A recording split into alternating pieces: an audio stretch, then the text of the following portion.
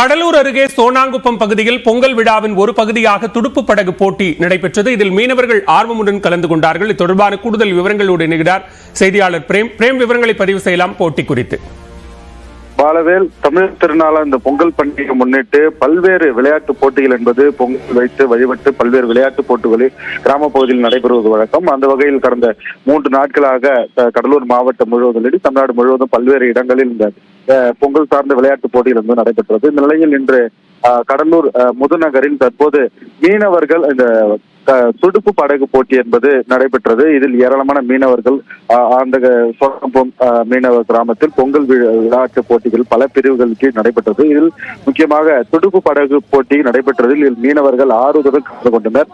சிறிய வகை படகில் துடுப்பு மூலம் ஒவ்வொரு படகையும் 2 பேர் இயக்க ஏறத்தாழ 500 மீட்டர் தொலைவிற்கு இந்த படகு போட்டியானது நடைபெற்றது. இதில் ஆர்வத்துடன் ஏராளமான படகு உரிமையாளர்கள் போட்டியாளர்கள் என பங்கு பெற்று போட்டியில் ஆர்வத்துடன் கலந்து கொண்டனர். கடலூர் துறைமுகத்திலிருந்து 500 மீட்டர் இந்த போட்டியானது நடைபெற்றது. இதில் வெற்றி பெற்றவர்களுக்கு பரிசுகள் வழங்கப்பட்டது. இதே போல் மீனவர்களுக்காக உள்நீச்சல் போட்டியும் அந்த பகுதியில் நடைபெற்றது. இதிலும் 200க்கும் மேற்பட்ட இளைஞர்கள் ஆர்வத்துடன் பங்கு பெற்று அதிலும் நீச்சல் அடித்து ஆர்வத்துடன் வெற்றி பெற்றார்கள்.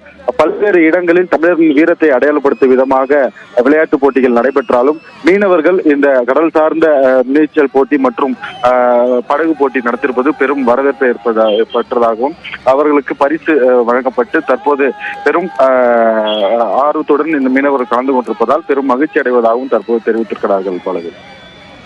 நன்றி பிரேம், விரிவான விவரங்களை பதிவு செய்தமைக்கு.